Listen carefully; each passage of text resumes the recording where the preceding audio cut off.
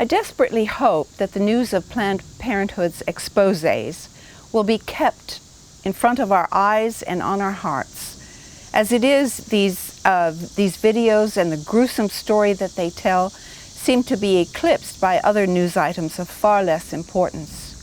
You know that the best place often to hide something is in plain sight. So if you have an agenda that you want to carry out but are doubtful about its acceptability, try this. Pretty it up, disguise it, call it something else, find a need for it, persuade the public of its goodness. Planned Parenthood do pregnancy tests and pap smears and so on. And so they have really cashed in on this. But a blogger helped me with an example. So, if a serial killer also plays a mall Santa Claus, you think his good outweighs his bad, yes? And another blogger asks this: if you classify an unborn child as a clump of cells and not a human life, how is it that a leatherback turtle egg will get me 20 years in prison if I take one from the nest? After all, it's just a clump of cells. And please be challenged by the elementary nature of this. This is really easy. The definition of murder is the unlawful, premeditated killing of one human being by another. Since nothing magical happens to a baby that makes it human after birth and not before, logically it follows that abortion is murder. It really is that easy. I'd like to quote from a piece that George Will wrote, and he says this. He says, executives of Planned Parenthood's federally subsidized meat markets, your tax dollars at work, lack the courage of their convictions. They should drop the pretense of conducting a complex moral calculus about the organs they harvest from the babies they kill. First came the video showing a salad-nibbling, wine-sipping Planned Parenthood official explaining how I'm going to basically crush above, or I'm going basically to crush below the organ in question, heart, lung, or liver. Then the president of a Planned Parenthood chapter explained the happy side of harvesting. For a lot of the women participating in the fetal tissue donation program, they're having a procedure. Note this, having a procedure that may be a very difficult decision for them, and this is a way for them to feel that something positive is coming from a very difficult time. And then he asks, having a procedure? Stopping the beat of a human heart is having a procedure? This can indeed be a difficult decision for the woman involved, but it never is difficult for Planned Parenthood's abortionists administering the procedure. The abortion industry's premise is this: at no point in the gestation of a human infant does this living being have a trace of personhood that must be respected. Never does it have a moral standing superior to a tumor or to a hamburger in the mother's stomach.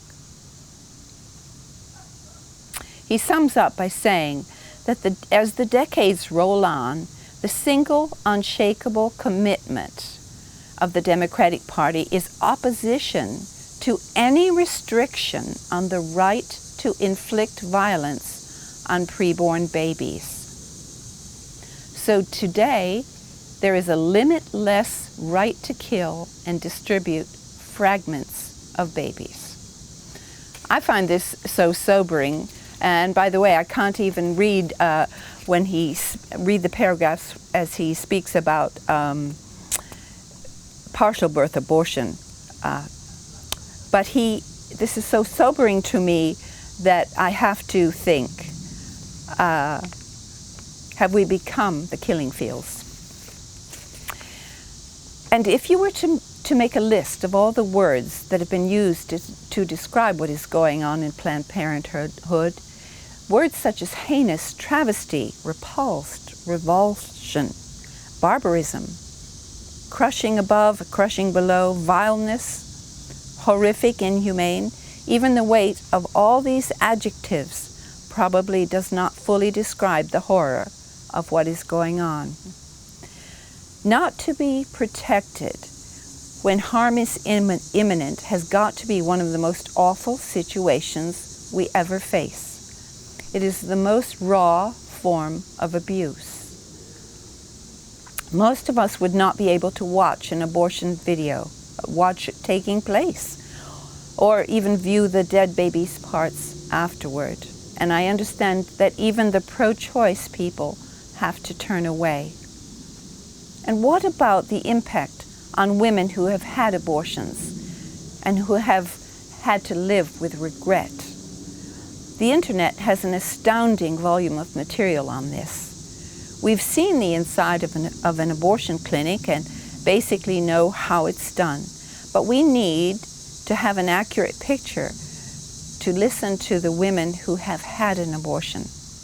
Women say this. They say that they are haunted by a huge sense of loss, depression, and nightmares. They have said that abortion has made a mess of my life, that there are long-term side effects of suffering that go on for decades, that there are years of guilt and grief far worse than any bad that I had imagined could have come from having the baby, that there is self-loathing and shame.